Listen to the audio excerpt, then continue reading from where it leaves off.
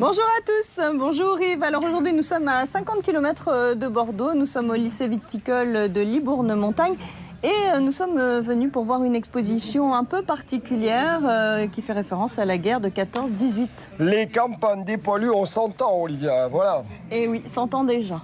Eh bien oui, 1914, c'est le début de la guerre. 2014, on va fêter le centenaire, Olivia. Et on va célébrer tous ceux qui sont tombés au front.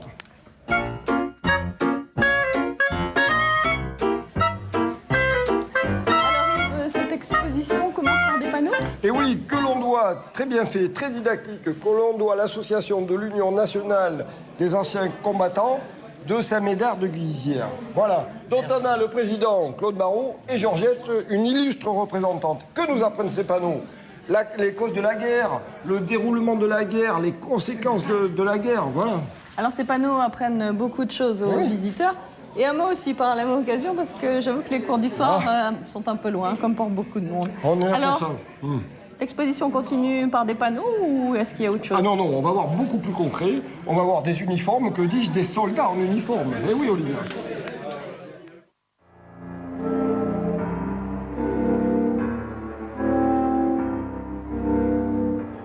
Le voilà, Olivia, c'est lui, c'est le piou-piou de la guerre de 14. On va le baptiser comme ça très très vite. C'est le début de la guerre, août 14. Dites-moi, il a un beau pantalon rouge.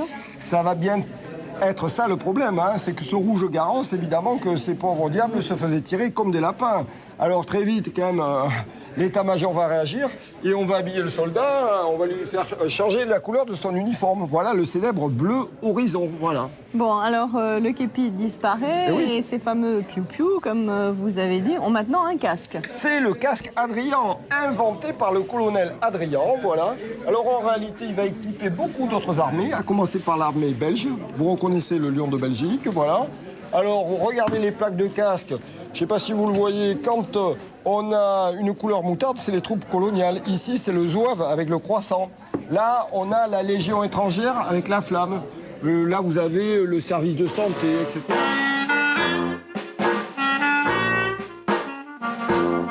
Yves, cette collection de casques est impressionnante, hein, comme beaucoup d'autres objets autour de nous. Alors, à qui appartient-elle? On a 4 collectionneurs ici. On va commencer par Bernard Dumège. Il vit en Dordogne, mais en réalité, il est originaire de la Somme, voilà. Et comme il est originaire de la Somme, eh bien, à lui, son enfance, ça a été les champs de bataille. Bernard, venez avec nous, eh oui. Donc, il a passé son enfance sur les champs de bataille, et c'est ce qui l'a fasciné, c'est la Grande Guerre.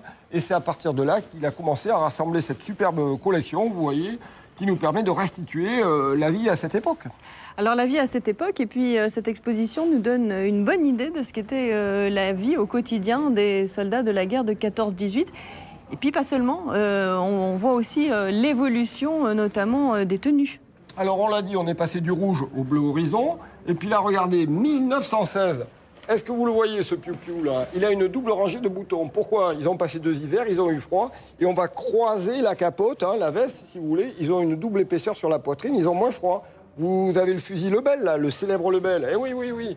Eh bien, ici, il est équipé de la baïonnette qu'on va vite appeler la Rosalie. Et celui-ci, c'est le lance-grenade qu'on appelle le tromblon VB.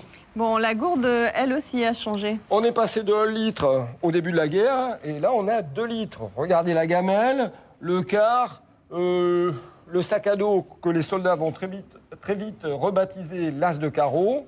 Eh bien oui, leur équipement, leur vie quotidienne.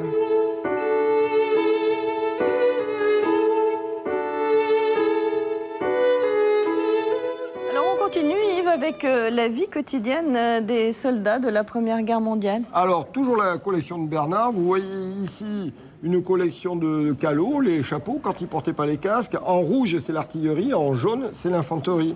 Regardez les bandes molletières qui leur permettaient de se protéger un peu de l'humidité et du froid, les pauvres. Hein. Regardez le couteau du poilu, le vengeur. Et puis après, il y a les couteaux qu'ils fabriquent eux-mêmes avec l'aide de baïonnettes. Voilà. Collection de képis. Alors, ça va du piou-piou au colonel, s'il vous plaît. Voilà.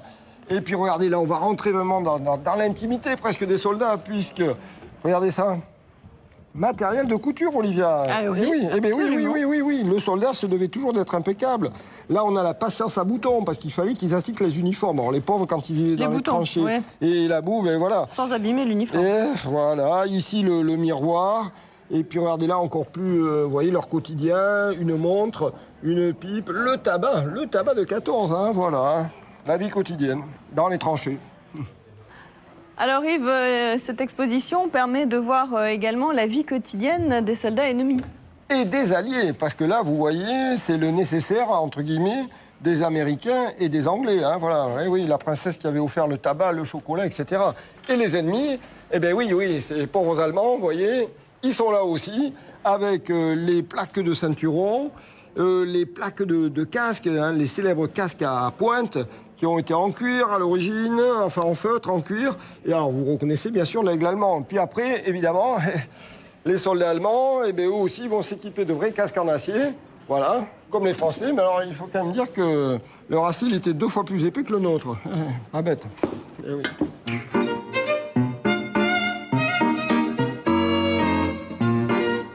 Alors Yves, la guerre, ce sont des soldats, des uniformes, mais c'est aussi des blessés et des morts. Énormément de blessés. Alors, regardez ici, on a reconstitué un poste de secours, un véritable petit hôpital de campagne, mais toujours, vous voyez, avec des objets qui sont vraiment d'époque. Là, vous reconnaissez un capitaine médecin avec sa blouse, il va opérer. Et puis là, vous voyez le brancard de l'époque, l'infirmière. Ah, les infirmières, Olivia. Oui, bon, quoi, les infirmières? Eh bien, elles sont gentilles, elles sont secourables. Oui. Regardez, oui, ce pauvre sous-officier, là, bah oui, regarde l'infirmière, regardez, il l'a sur son cœur. C'est un amputé, plus de 2 millions de mutilés, Olivia. C'est horrible, hein.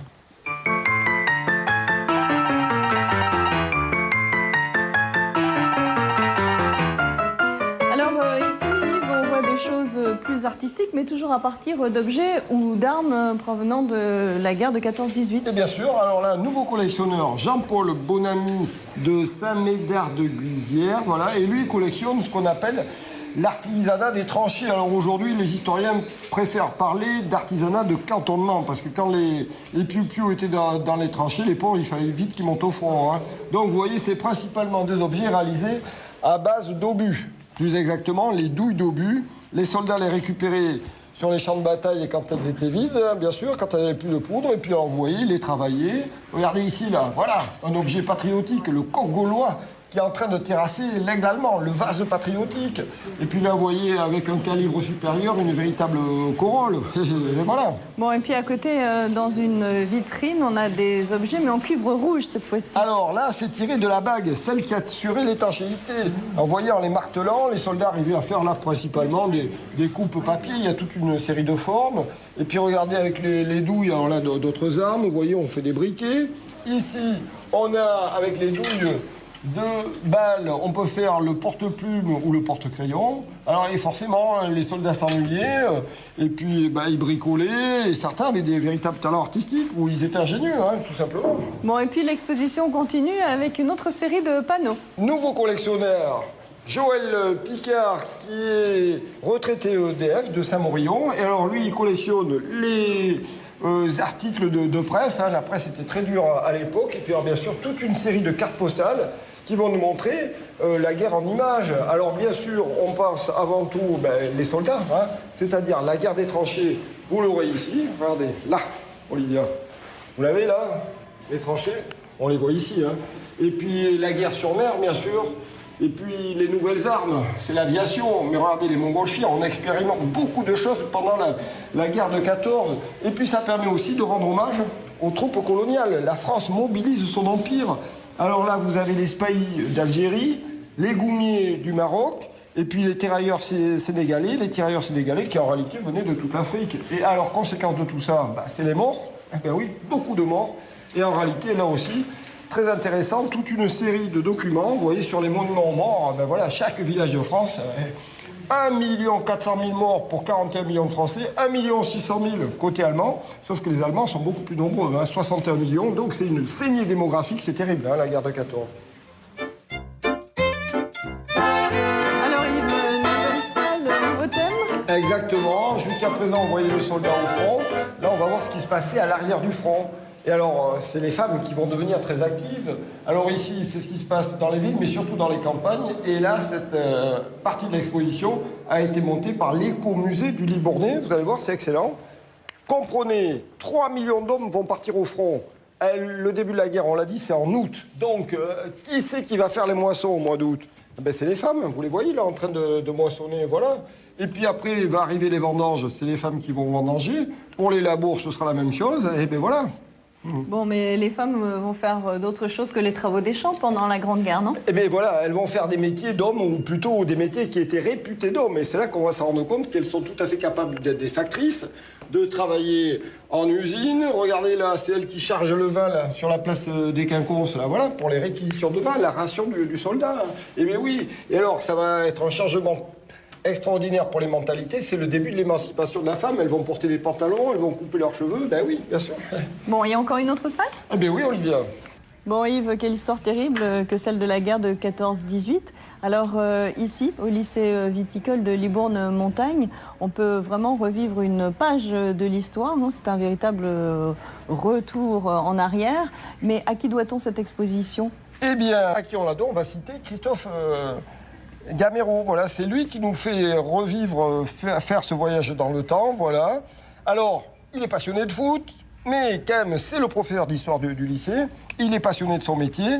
Et bien sûr, avec la complicité de son proviseur, Philippe Renard, eh bien, il a remué ciel et terre pour créer cette exposition superbe, voilà. Il a fait venir, tenez-vous bien, une pointure nationale, voire internationale, le spécialiste de la Première Guerre mondiale, Jean-Jacques Becker, d'autres historiens. Il y a eu des colloques, il y a cette exposition, voilà. Ils ont eu, et c'est mérité, les honneurs de la presse, le Résistant, et bien sûr, le Sud-Ouest, hein, vous voyez les articles, voilà, vous les avez sous les yeux, et oui.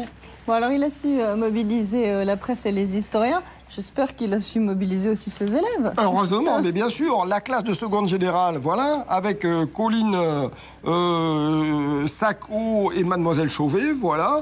Les 3 étudiants de BTS, alors, parce qu'il fallait créer l'événement, il fallait le médiatiser, etc. Et on peut dire que c'est un succès. Plus de 30 classes sont venues, c'est-à-dire il y a plus de 500 élèves du Libournais, mais aussi de Bordeaux, pour revivre ce qui se passait dans les campagnes et puis sur le front pendant la guerre de 14.